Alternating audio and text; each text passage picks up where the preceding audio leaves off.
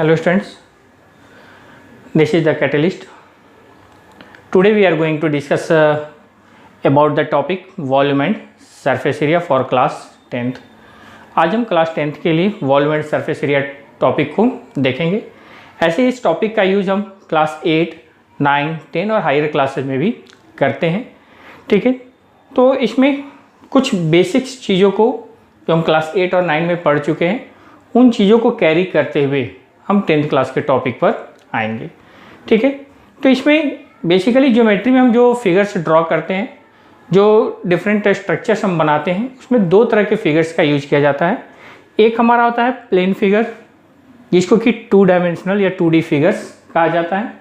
दूसरा होता है सॉलिड फिगर्स, जिसको कि 3D और 3 डायमेंशनल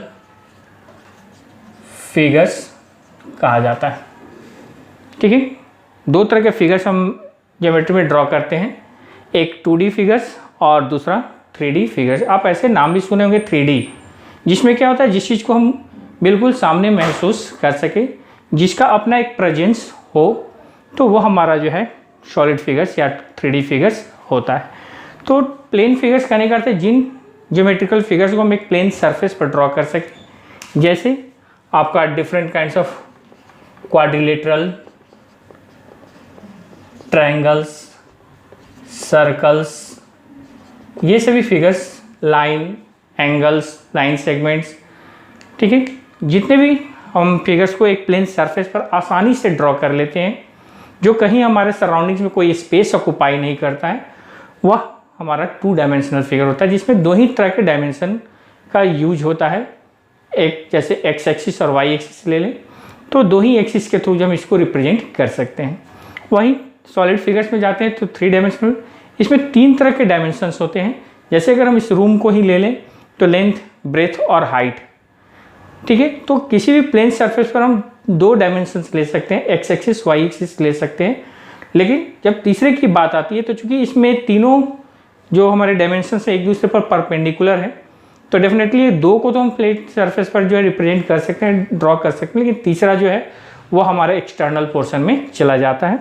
ठीक है, तो जो अपने सराउंडिंग्स में कुछ स्पेस ऑक्यूपाई करता हो, ठीक है, वैसे सब्सटेंसेस या जो अपने सराउंडिंग्स में कुछ स्पेस ऑक्यूपाई करने के साथ साथ कुछ मास लेता हो, वो हमारे सॉलिड्स होते हैं। और उन्हीं फिगर्स को जब हम ज्योमेट्रिकली रिप्रेजेंट करते हैं तो वो हमारे सॉलिड फिगर्स होते हैं। तो सिर्फ हम उसका ज्योमेट्रिकल रिप्रेजेंटेशन प्लेन सरफेस पर दे पाते हैं, एक्चुअल में उस सॉलिड को हम वहाँ ड्रॉ नहीं कर सकते हैं, वो वहाँ प्लेन सरफेस पर रख करके दिखाया नहीं जा सकता है। ठीक है, तो हम जैसे कि मेंसुरेशन का ही एक पार्ट है ये volume and surface area. Mensuration mathematics का ब्रांच है, जिसमें हम डिफरेंट ज्योमेट्रिकल स्ट्रक्चर्स से रिलेटेड मेजरमेंट्स को जो है पढ़ते हैं, मेजरमेंट्स को करते हैं। ठीक है, तो वैसे कंडीशन में प्लेन फिगर्स जो है वो हमारा प्लेन मेंसुरेशन में आता है, और ये सॉलिड मेंसुरेशन जो वॉल्यूम एंड सरफेस एरिया के रूप में हम पढ़ते हैं। तो इसमें हम देखेंगे कि कौन कौन से सॉलिड फिगर्स, जैसे इसमें अगर हम लें तो क्यूबॉइड, क्यूब, सिलेंडर, इस तरह से बहुत सारे सॉलिड फिगर्स हैं। जिन सॉलिड फिगर्स को हम अपने सराउंडिंग्स में देखते हैं, जिनके मेजरमेंट्स, डिफरेंट मेजरमेंट्स को हम कैसे करेंगे, उस चीज़ को हम इस क्लास में देखेंगे। ठीक है, तो आते हैं हम अपने टॉपिक पर, वॉल्यूम एंड सरफेस एरिया। तो इसमें 2 चीज़ों का यूज है, एक तो वॉल्यूम्स और दूसरा सरफेस एरिया। तो वॉल्यूम का सेंस यहाँ पर 3 चीज़ों से लिया जाता है। एक तो space occupied by anything.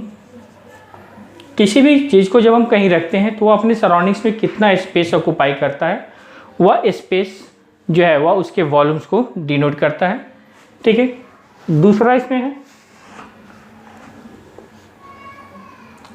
Capacity of a container. कोई वेसल्स है, कोई कंटेनर है, उसकी कैपेसिटी कितनी है, ठीक है, उसके इनसाइड में कितना स्पेस है जिसमें कोई मटेरियल्स हम रख सकते हो, तो उसकी कैपेसिटी जैसे इस रूम में है, इस रूम में कितना एयर है ये पता करना हो, दैट मीन्स इस रूम की कैपेसिटी निकालना हो। एक ग्लास आपको दे दिया जाए, उस ग्लास में कितना मिल्क या कितना वाटर है उस चीज़ को फाइंड आउट करना हो, दैट मीन्स इस ग्लास की कैपेसिटी क्या है, कितना वह मिल्क या वाटर या कोई एनीथिंग को रख सकता है। तो वैसे कंडीशन में भी हम वहाँ पर वॉल्यूम कई सेंस में उसका यूज करते हैं। दूसरा है quantity of material use to make anything. किसी भी सब्सटेंस को जब हम बनाते हैं, किसी सॉलिड सब्सटेंस को जब हम बनाते हैं, तो उस सब्सटेंस को बनाने में मटेरियल जो है वह कितनी क्वांटिटी में यूज हुआ है, उस मटेरियल की क्वांटिटी फाइंड करना हो तो भी हम उस सॉलिड्स के वॉल्यूम को ही फाइंड आउट करते हैं, उस सॉलिड्स के वॉल्यूम को निकालते हैं। ठीक है, तो ये तीन चीज़ें ऐसी हैं जहाँ पर हम वॉल्यूम के कॉन्सेप्ट में इसका यूज करते हैं। वहीं अगर सरफेस एरियाज में आ जाए,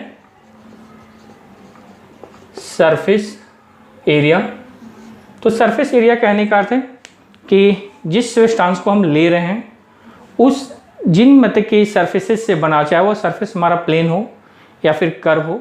जैसे मान लीजिए कि अगर हम कोई सब्सटेंस लेते हैं, जैसे एक बॉक्स को हम लें, तो ये बॉक्स में अगर हम देखें तो जैसे इसका एक फेस अगर हम देखते हैं तो ये प्लेन सरफेस है। ठीक है, ये सारे फेसेस जो हैं वो हमारे प्लेन फेसेस हैं जिनके मिलने से ये सॉलिड बना है। ठीक है, तो इसमें सरफेस जो हो गया, इन सरफेसेस के एरिया जो है इसी को सरफेस एरिया कहा जाता है या सरफेस एरिया के रूप में हम उसको कैलकुलेट करते हैं।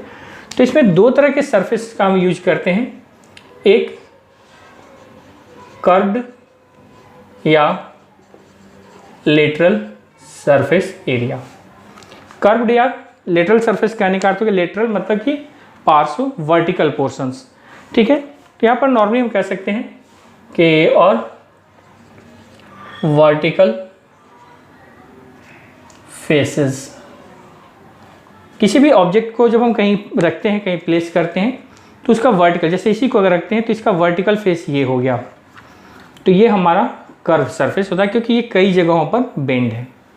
ठीक है, उसी तरह से अगर इस पेन को ही देखें, मार्कर पेन को ही देखें, तो इसका ये जो वर्टिकल पोर्शन है ये फ्लैट नहीं है, यह कई जगहों पर बेंडेड है, तो ये हमारा कर्व सरफेस या लेटरल सरफेस या वर्टिकल फेस इसको कहा जाता है। ठीक है, जबकि दूसरा हमारा होता है बेस एरिया, जो कि एक प्लेन फेस होता है, प्लेन सरफेस होता है। जैसे अगर इसी में लें तो इसके वर्टिकल फेस की जब बात होता है तो वर्टिकल फेसेस कई जगहों पर बेंडेड हैं, तो ये हमारा कर्व सरफेस हो गया। लेकिन जब इसके बेस की बात करते हैं, दैट मीन्स टॉप और बॉटम की बात करते हैं, तो ये टॉप कहीं भी बेंडेड नहीं है, कम्प्लीटली एक फ्लैट सरफेस है, ये बेस एक फ्लैट सरफेस है। अगर इसमें लें तो ये भी हमारा फ्लैट सरफेस है, यहाँ भी फ्लैट सरफेस है। तो ये फ्लैट सरफेसेस जो होते हैं जिस पर कि वह सॉलिड टिका हुआ है वो हमारा बेस एरिया होता है, जो जनरली जो है वह प्लेन सरफेस के रूप में होता है। कई सारी चीज़ें हैं जिसमें कि बेस जो है या तो होता नहीं है या फिर फ्लैट नहीं होता है। तो इसमें एरिया में हमारा दो तरह का एरिया होता है, एक कर्व सरफेस या लेटरल सरफेस एरिया जो कि उस ऑब्जेक्ट का वर्टिकल फेसेस का एरिया होता है, दूसरा बेस एरिया होता है, और तीसरा इसमें हम total surface area, that is कि इसमें लेटरल और प्लस बेस दोनों को, उस ऑब्जेक्ट के टोटल फेसेस जो है सारे फेसेस को उसमें इंक्लूड करते हैं, तो जाकर के हमारा टोटल सरफेस एरिया आता है। तो इसमें हमको सरफेस एरिया जब कैलकुलेट करने के लिए कहा जाए तो उसमें सबसे पहले सॉलिड को हमको इमेजिन करना होता है कि वो सॉलिड है कैसा, और उसके किस किस फेस का एरिया हमको लेना है, कौन से फेस का एरिया लेना है, उसके अकॉर्डिंग हमको डिसाइड करना है कि हमको कर्व सरफेस लेना है, टोटल सरफेस लेना है, या फिर उसमें कर्व के साथ किसी एक बेस को लेना है, या टोटल में से किसी एक बेस को माइनस करना है। जैसे अगर इसी में हम कहते हैं कि टोटल सरफेस एरिया, तो इसके सभी फेसेस आ जाते हैं। ठीक है, लेकिन अगर इसी में मान लीजिए कि अगर कोई पिलर हो, जैसे ये पिलर है, अगर इसका हमको कह दिया कि find the total surface to be polished, तो कह रहा है क्वेश्चन में टोटल सरफेस, लेकिन इसमें क्या है, तो इसका टॉप और बॉटम ये दोनों जो है किसी अनदर ऑब्जेक्ट से, किसी अनदर बॉडी से अटैच्ड हैं, जो कि हमें दिख नहीं रहे, विजुअल नहीं है। तो इसका जो ये वर्टिकल पोर्शन है यही हमारा टोटल सरफेस होगा। तो इसका अर्थ ये नहीं कि हम इसके लिए टोटल सरफेस एरिया का फॉर्मूला लगाएं, हमें यहाँ पर कर्व सरफेस एरिया का ही फॉर्मूला लगाएंगे, लेकिन क्वेश्चन मेंशन कर रहा है टोटल सरफेस। ठीक है, तो टोटल सरफेस का सेंस वहाँ पर टोटल सरफेस एरिया से ही डायरेक्ट हम नहीं लेंगे, ऑब्जेक्ट कैसा है, उसमें कौन कौन से पोर्शंस को हमको इंक्लूड करना है, किस किस पोर्शंस का सरफेस लेना है, उसके अकॉर्डिंग हम देखेंगे कि वहाँ टोटल सरफेस की ज़रूरत है, कर्व सरफेस की ज़रूरत है, या टोटल सरफेस में से कुछ हमारा रिड्यूस हो रहा है, कुछ डिडक्ट हो रहा है। जैसे मान लीजिए कि कह दिया जाए कि इस रूम के लिए ही कि find the total surface area to be white wash, इस रूम को वाइट वॉश करने में टोटल सरफेस एरिया, तो हमें ये इमेजिन करना होगा कि आखिर ये जो रूम है इसमें कौन कौन सा पोर्शन जो है वह वाइट वॉश किया जाता है। जैसे कि 4 वॉल्स हैं और सीलिंग है, फ्लोर को हम कभी भी जो है वाइट वॉशिंग नहीं किया जाता है। तो वैसे करने से total surface area to be white wash निकालना है, लेकिन इसमें हमारा क्या है, बेस का एक पोर्शन फ्लोर नहीं आ रहा है। तो अगर हम वहाँ पर टोटल सरफेस का फॉर्मूला यूज करते हैं तो उसमें से इस बेस को हमको माइनस करना होगा, या फिर ये वॉल्स जो हमारा वर्टिकल पोर्शंस हैं तो इस कर्व सरफेस में एक हमारा सीलिंग को प्लस करना होगा। अगर कहता है एन ओपन बॉक्स या a box is open from top, find the total area of metal sheet to be use to make it. एक बॉक्स है जो ऊपर से ओपन है, उसका ऊपर से कवर नहीं है, उसको बनाने में कितना मेटल शीट लगा। तो डेफिनेटली है कि टोटल सरफेस एरिया या total area of metal sheet का आ रहा है। तो उस कंडीशन में हमको वह ध्यान में रखना होगा कि उसका ऊपर का टॉप नहीं है। तो वैसे कंडीशन में अगर हम टोटल सरफेस का यूज करते भी हैं तो वैसे कंडीशन में वहाँ पर एक फेस ऐसा है जो कि यूज नहीं हो रहा है, तो वह यूज अगर नहीं हो रहा है तो उसका हमको एरिया माइनस करना होगा टोटल सरफेस में। या फिर अगर हम कर्व सरफेस लेते हैं तो उसमें हमको एक बेस जो है उस बेस को प्लस करना होगा। ठीक है, तो वैसे कंडीशन में हमको ऑब्जेक्ट को इमेजिन करना होगा जिस सॉलिड का क्वेश्चन में डिस्कस कर रहा है वह सॉलिड कैसा है और उसके सरफेस एरिया में कौन कौन सा पोर्शन हमको यूज करना है, कौन कौन सा पोर्शन जो है हमको उसमें यूटिलाइज करना है, उसके अकॉर्डिंग ही हम उसमें फॉर्मूला का यूज करेंगे, उन सरफेसेस को ऐड और सब्ट्रैक्ट करेंगे। तो आइए देखते हैं कि इन फेसेस को फाइंड आउट करने के लिए हम फॉर्मूला कैसे यूज करेंगे, किन किन फॉर्मूलाज का जो है यूज किया जाए।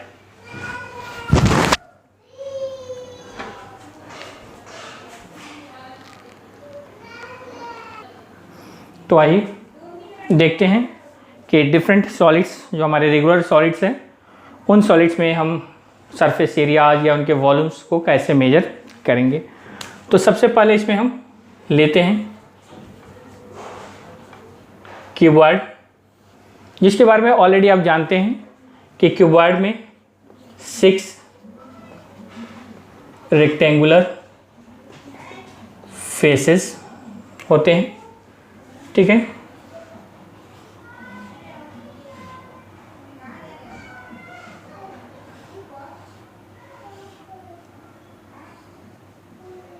तो ये हमारा एक बॉक्स है जो कि क्यूबॉइड शेप में है। तो ये हमारा लेंथ, ब्रेथ और ये हाइट हो जाता है। इसमें 4 एजेस जो है वह लेंथ है, 4 एजेस ब्रेथ और 4 जो है वह हाइट्स हैं। 4 वर्टिकल फेसेस हैं और 2 बेसेस हैं। इसमें 2 अपोजिट वर्टिसेस को ज्वाइन करने वाला लाइन सेगमेंट जो होता है वह उसका डायगोनल होता है, ये हमारा डायगोनल हो जाता है।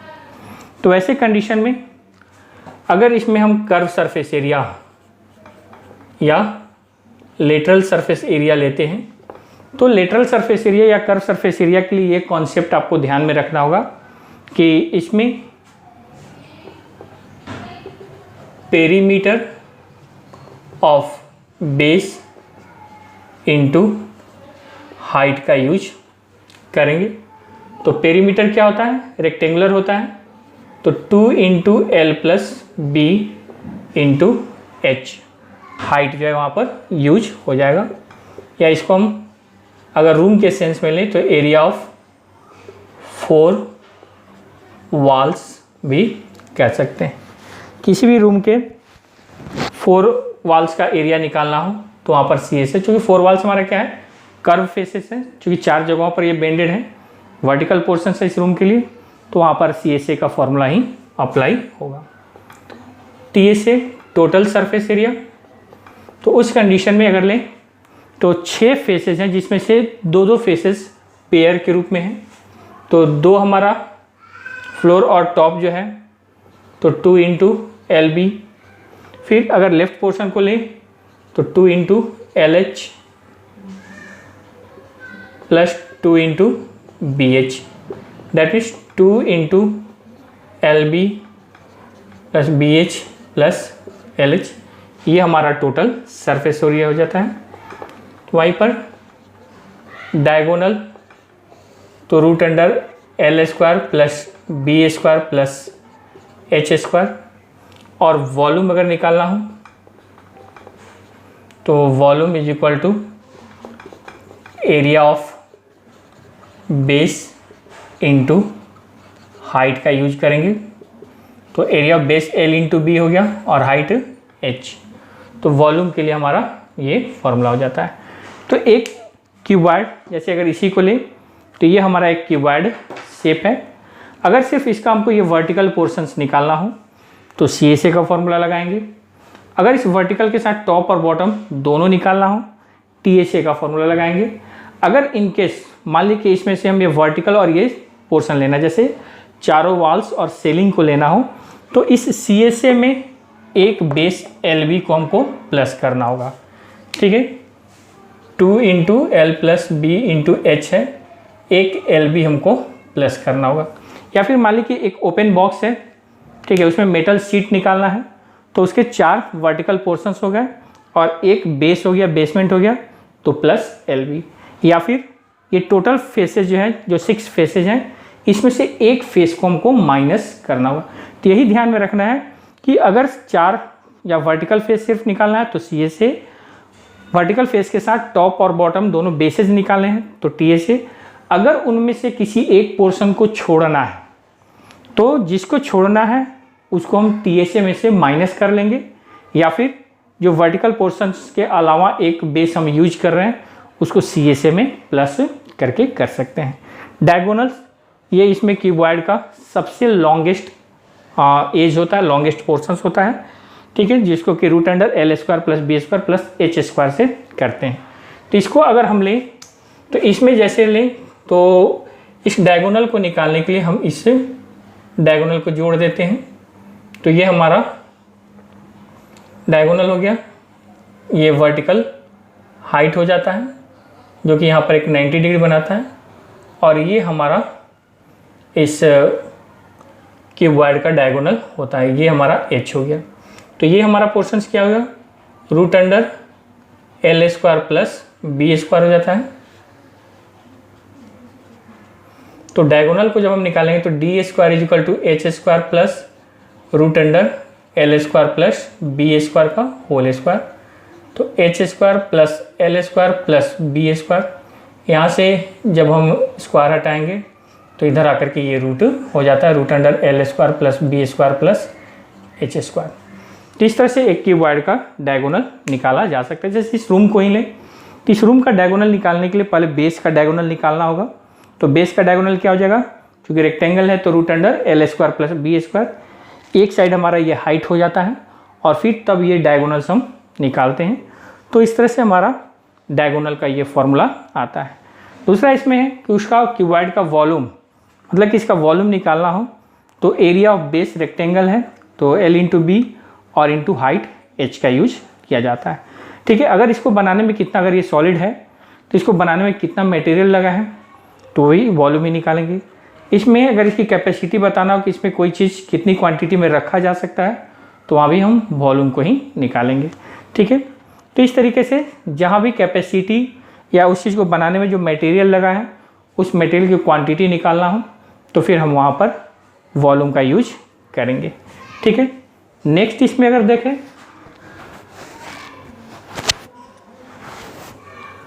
तो सेकंड हमारा सॉलिड है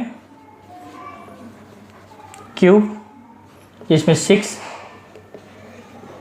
स्क्वायर फेसेस होते हैं। मतलब कि इसी में लेंथ, ब्रेथ और हाइट अगर इक्वल हो जाए, जिसको हम नॉर्मली एज कह सकते हैं या साइड कह सकते हैं, तो उस कंडीशन में वह क्यूबॉइड हमारा क्यूब में कन्वर्ट हो जाता है।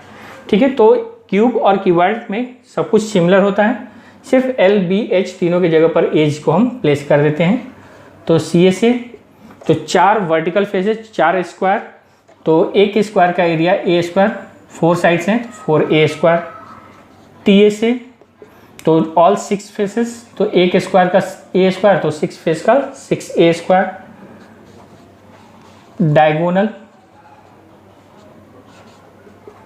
तो रूट अंडर, अब इसमें अगर हम करें तो ए स्क्वायर प्लस ए स्क्वायर प्लस ए स्क्वायर, तो √3a स्क्वायर हुआ, तो इसको √3a हम लिख सकते हैं, या a√3 लग जाता है। इन सारे मेजरमेंट्स और कैलकुलेशन के साथ हमारा यूनिट जो है उसमें जुड़ेगा।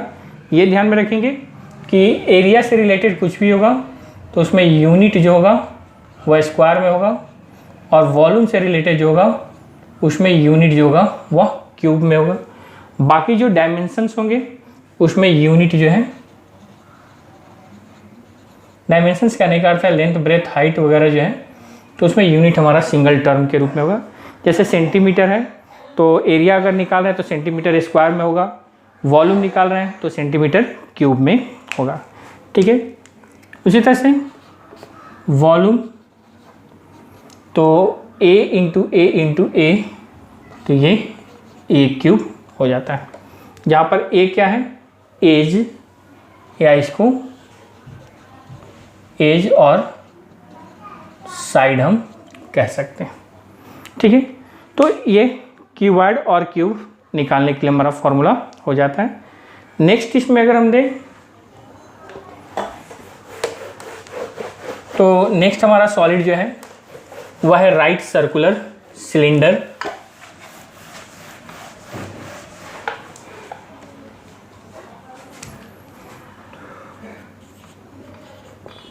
राइट सर्कुलर सिलेंडर, और ओनली सिलेंडर भी हम कह सकते हैं। तो इसमें सिलेंडर जो है वो एक ऐसा ऑब्जेक्ट है जिसका दोनों बेसेस जो हैं वह कॉन्सेंट्रिक सर्कल्स होते हैं, या यूँ कहें कि कॉन्ग्रुएंट सर्कल्स होते हैं। ठीक है, मतलब कि कह सकते हैं कि a solid whose both bases are congruent circles. Congruent circles कहने का अर्थ है कि दोनों का रेडियस जो होगा वह सेम होगा। ठीक है, और दोनों टॉप और बॉटम के बीच का जो वर्टिकल डिस्टेंस होता है वो हमारा हाइट होता है। जैसे अगर इसी चीज़ को ले लें तो ये हमारा सर्कुलर पोर्शंस है, तो ये हमारा एक सिलिंड्रिकल शेप हो जाता है। वाटर सप्लाई के लिए पाइप यूज करते हैं, घरों में जो आयरन रॉड्स का यूज होता है घरों को बनाने में या डिफरेंट मैकेनिकल वर्क्स में, तो उसमें जो है उस आयरन रॉड का भी एजेस जो होता है वह सर्कल्स के रूप में होते हैं। रिफिल बॉल पेन में जो यूज होता है वो भी हमारा सर्कुलर बेस के रूप में ही होता है, तो वो सभी जो है हमारे सिलिंड्रिकल शेप होते हैं। अब ऐसे कंडीशन में इस सिलेंडर का सिर्फ ये वर्टिकल पोर्शंस निकालना हो तो उस कंडीशन में हम वहाँ पर CSA का यूज करेंगे। तो CSA के लिए क्या बताएं कि perimeter of base into height. तो पेरीमीटर इसका क्या है, सर्कल है, सर्कल का सर्कमफ्रेंस ही जो है वह उसका पेरीमीटर होता है। तो 2πr और into h, that is CSA जो है वह 2πrh हो जाता है। उसी तरह से TSA मतलब कि ये ऊपर और नीचे दोनों के सर्कल्स को वहाँ पर ऐड कर दिया जाता है। तो 2πrh प्लस 2πr², तो 2πr कॉमन हो जाएगा, h प्लस r हमारा फॉर्मूला हो जाता है। उसी तरह से वॉल्यूम की बात हो तो area of base πr² into h, πr² h से हम उस सिलेंडर का वॉल्यूम निकाल सकते हैं। ठीक है, अब इसी में आता है हॉलो सिलेंडर। ठीक है, हॉलो सिलेंडर कहने का अर्थ है हॉलो जो अंदर से इम्प्टी हो, खाली हो। जैसे वाटर सप्लाई के लिए पाइप जो होता है, प्लास्टिक पाइप हो या आयरन पाइप हो, अंदर का पोर्शन खाली होता है। एक रिफिल को ले लें, उसमें से इंक को निकाल दिया जाए, इनर पोर्शन जो होता है वह खाली होता है और वह भी कंप्लीटली सिलिंड्रिकल फेस ही होता है। तो वैसे जो ऑब्जेक्ट होते हैं जिसमें इनर पोर्शन जो है इम्प्टी हो, तो उसको हम लोग हॉलो सिलेंडर कहते हैं। और हॉलो सिलेंडर में इनर और आउटर फेसेस जो है वह दो कॉन्सेंट्रिक सर्कल से बने हुए होते हैं।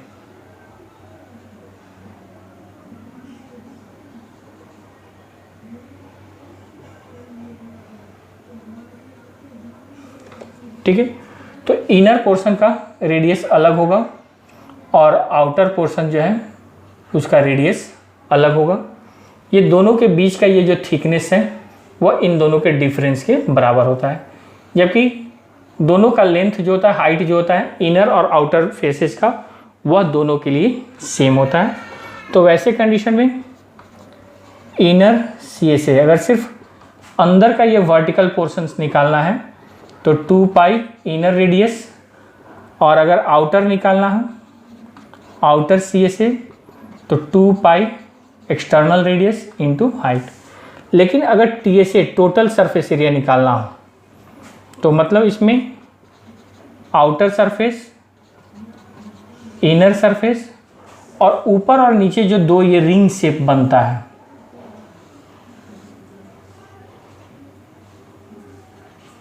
ये पोर्शंस इसका एरिया, तो 2 पाई r² माइनस r²। जब इसको हम सिंप्लीफाई करते हैं तो 2 पाई कॉमन होता है, r प्लस r कॉमन होगा और बच जाता है h plus r minus r। जैसे इस दोनों में से अगर हम कॉमन लें तो 2 पाई r प्लस r बचता है और यहाँ 2 पाई r² माइनस r² है तो r plus r into r minus r। तो 2 पाई r प्लस r ये कॉमन ले लेते हैं तो यहाँ पर h और यहाँ r माइनस r बच जाता है। तो इस तरह से हम टोटल सरफेस एरिया, मतलब कि इनर आउटर और दोनों एजेस जो ये कोर होते हैं, इन कोर का एरिया भी उसमें इंक्लूड किया जाता है। Volume of material used. अब ये हॉलो सिलेंडर जिस मटेरियल से बना है, जैसे आयरन पाइप ही है तो उसमें कितना आयरन यूज हुआ, रिफिल जो होता है उसमें इंक निकाल दें तो प्लास्टिक्स का बना हुआ है, उस रिफिल को बनाने में प्लास्टिक कितना लगा। तो वॉल्यूम ऑफ मटेरियल यूज्ड के लिए एक्सटर्नल वॉल्यूम में से इंटरनल वॉल्यूम को माइनस किया जाता है, तो पाई r² minus r² into h। External हो गया पाई r² h और इंटरनल हो गया पाई स्मॉल r² h। तो पाई और h कॉमन निकाल लेते हैं तो r² माइनस r² बच जाता है। तो ये हमारा हो जाता है volume of material that can be used to make that hollow cylindrical object. ठीक है, 5 नंबर में आते हैं तो right circular cone. Right circular cone तो कोनिकल शेप, जैसे कि फनेल, मिट्टी तेल वगैरह डालने के लिए जो कीप यूज किया जाता है, अगर उसके सिलेंड्रिकल पार्ट को हटा दें तो एक कोनिकल फेस होता है। बर्थडे कैप जो बच्चों के लिए होता है वो हमारा शेप जो होता है वह कोनिकल फेस होता है, जिसमें आप ध्यान से देखते हैं तो एक इंड जो है वो आपका सर्कुलर होता है और दूसरा इंड जो होता है वह एक पॉइंट शेप में होता है। ये हमारा रेडियस हो गया। वर्टिकल पोजीशन से ये जो परपेंडिकुलर डिस्टेंस है ये हाइट होता है, और चूंकि इसका फेस जो होता है वह स्लोप्ड होता है, ठीक है, वह तिरछा होता है, स्लाइटली जो है वह बेंडेड होता है, तो उसको हम लोग स्लैंट हाइट कहते हैं। ठीक है, या लेटरल हाइट भी इसको कहा जा सकता है, लेटरल हाइट। तो स्लैंट हाइट जो हो गया वह स्लोप्ड पोर्शन हो गया, जो उसके सरफेस या फेस को रिप्रेजेंट करता है, और उसका जो वर्टिकल हाइट होता है वो हमारा परपेंडिकुलर हाइट होता है। तो इसमें अगर हम लें, अगर हमको ये सिर्फ ये पोर्शंस निकालना हो तो सी ए से, तो यहाँ पाई आर, चूँकि इसमें हाइट का कोई इंपॉर्टेंस नहीं क्योंकि हाइट में कोई फेस है ही नहीं, जो फेस हमारा ये लेटरल है, तो पाई आर एल। अगर टी एस ए का यूज करते हैं तो टी एस ए में हमारा क्या होता है, इस कर्व सरफेस के अलावा एक बेस हमारा इंक्लूड हो जाता है, तो ये हो जाता है पाई आर स्क्वायर, इसमें प्लस हो जाएगा, तो पाई आर कॉमन होगा और एल प्लस आर बच जाता है। ठीक है, वहीं वॉल्यूम को लें तो अगर सेम रेडियस और सेम हाइट का, जैसे सेम रेडियस और सेम हाइट का अगर हम एक कोन और एक सिलेंडर को लें, तो एक सिलेंडर जो है वह 3 टाइम्स जो है वह कोन का होता है। मतलब कि यूँ कह सकते हैं कि ये कोन जो होता है वह सिलेंडर का 1/3 होता है, तो 1/3 पाई आर स्क्वायर एच। ठीक है, तो इससे हमारा जो है उस राइट सर्कुलर कोन का वॉल्यूम निकाला जा सकता है। कोई कोनिकल ऑब्जेक्ट है तो उसको बनाने में कितना मटेरियल लगा है, उस मटेरियल की क्वांटिटी को हम वहाँ पर निकाल सकते हैं। ठीक है,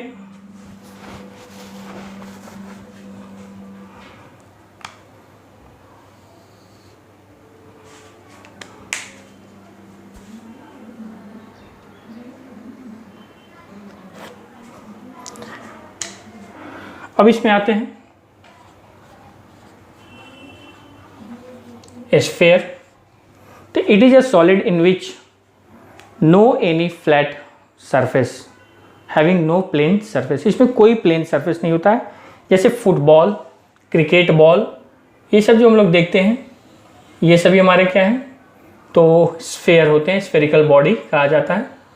और इसके प्लेन सरफेसेस से अगर उसको हम कट करें तो हर सरफेस जो है सर्कुलर डिस्क के रूप में एपियर होता है, जिसका रेडियस अगर हम मान लें कि r है, तो इसका हाइट जो होता है वो हमारा 2r जो कि डायमीटर होता है, या इस डायमीटर के इक्विवेलेंट होता है। तो चूंकि इसमें कोई भी प्लेन सरफेस नहीं है, इसलिए इसमें C S A T S A नहीं होता है, इसमें सीधे सरफेस एरिया होता है जो कि 4 पाई आर स्क्वायर से कैलकुलेट किया जाता है। और दूसरा वॉल्यूम, तो ये सिलेंडर का 2/3 होता है, तो 4/3 पाई आर क्यूब। सिलेंडर का 2/3 का निकाल हो गया 2/3 पाई आर स्क्वायर एच, तो 2/3 पाई आर स्क्वायर एच कितना है, 2r है, तो 2 2 जा 4/3 पाई आर क्यूब हो जाता है। ठीक, इसी में आता है स्फेरिकल सेल। ठीक है, या हॉलो स्फीयर हम इसमें कह सकते हैं, हॉलो स्फीयर। मतलब कि जैसे टेनिस बॉल हम देखते हैं, फुटबॉल देखते हैं, तो उसका इनर मोस्ट पोर्शन जो होता है वह खाली रहता है। तो डेफिनेटली है कि वह मटेरियल पूरा भरा हुआ नहीं रहता है, तो उसके इनर सरफेस का एक रेडियस होगा और एक रेडियस आउटर सरफेस का होगा, बीच में ये मटेरियल रहता है। तो वैसे कंडीशन में स्फेरिकल सरफेस एरिया निकालना हो तो 4 पाई, चूँकि इनर मोस्ट सरफेस जो है वह विजुअल नहीं होता है, वह दिखाई नहीं देता है, इसलिए हम उसको कैलकुलेट नहीं करते हैं। क्योंकि आउटर पोर्शन जो है, आउटर सरफेस जो वह विजुअल दिखाई देता है, तो हम सिर्फ आउटर पोर्शन का यूज करते हैं। तो आउटर पोर्शन के लिए एक्सटर्नल रेडियस का यूज किया जाता है। ठीक है, मतलब कि इसमें inner radius small r, outer radius capital R का यूज होता है। ठीक है, वॉल्यूम ऑफ मटेरियल यूज्ड, तो इसमें भी एक्सटर्नल वॉल्यूम में से इंटरनल वॉल्यूम को माइनस करते हैं, तो दोनों में 4/3 पाई कॉमन होता है और r³ माइनस r³ वहाँ पर निकलता है। ठीक है, तो ये हमारा जो है स्फेरिकल सेल की बात होता है। अब इसमें जैसे लें कि एक स्फेरिकल कोई ऑब्जेक्ट लें और उसके डायमीटर से अगर हम एक प्लेन सरफेस से इसको कट कर दें, तो कट करने पर जो बच जाता है पोर्शन वो हमारा हेमीस्फीयर होता है। Hemisphere, half of the sphere.